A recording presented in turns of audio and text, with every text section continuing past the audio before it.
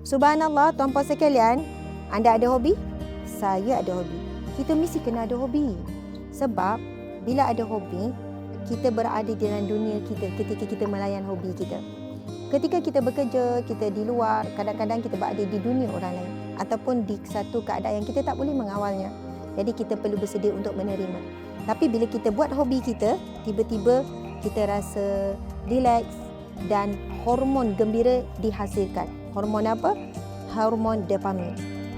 Bila hormon gembira ini dirembeskan, automatik dia akan bagi kita rasa tenang, bagi kita rasa kuat, boleh datangkan rasa bahagia. Dan bahagia itu percuma, cuma kita perlu cipta. Saya nak kongsikan tuan-puan sekalian, ada hobi yang mana kita boleh bawa hobi ini sampai ke syurga. Ia berdasarkan sebuah hadis Nabi riwayat Bukhari daripada Abu Hurairah radhiyallahu anhu bahawa Nabi SAW pernah pada suatu hari berkata-kata, dan ketika Nabi berkata-kata itu, di sisi baginda ada seorang Arab Badui. Iaitu Nabi bercerita, ada seorang lelaki penghuni syurga meminta izin daripada Tuhannya untuk bercucuk tanam. Lalu Allah berkata kepadanya, bukankah kamu boleh meminta apa sahaja? Kenapa nak susah payah bercucuk tanam? Minta je lah, nak makan buah apa, nak makan sayur apa. Tak perlu sampai nak bercucuk tanam. Lalu penghuni syurga ini berkata, ya, tetapi aku suka bercucuk tanam. Dia berkata, maka dia meletakkan benih, lalu begitu pada pandangan mata, tumbuhlah pokok dengan tinggi dan terus boleh dituai. Lalu ia menjadi seperti bukit. Lalu Allah berfirman kepadanya, ambillah kamu wahai anak Adam. Sesungguhnya tidak ada yang dapat memuaskan kamu.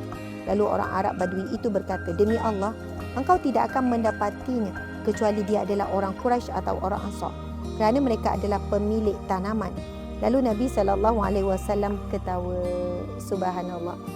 Maka daripada hadis ini, tuan-puan dan puan Allah sekalian, janganlah kita merasakan hobi menanam itu satu perkara yang membuang masa. Jangan pernah kita berkata pula kepada orang yang hobinya dengan pokok, dengan tanaman, sampai kadang berjam-jam. Sebab ia adalah satu hobi yang sangat baik dan hobi yang diberi pahala, sebab kita menjadi khalifah Allah untuk memberikan udara yang segar, oksigen, dan kita diberi pahala apabila kita bersikap rahmah kepada makhluk Allah yang bernyawa ini dengan membajanya, dengan sentiasa ubah tempat duduknya supaya dia lebih seronok pokok ni, kemudian dengan memberi dia air minuman. Subhanallah. Tuan-puan sekalian, healing. Boleh healing. Healinglah cara sunnah. Ia pasti barakah dan indah.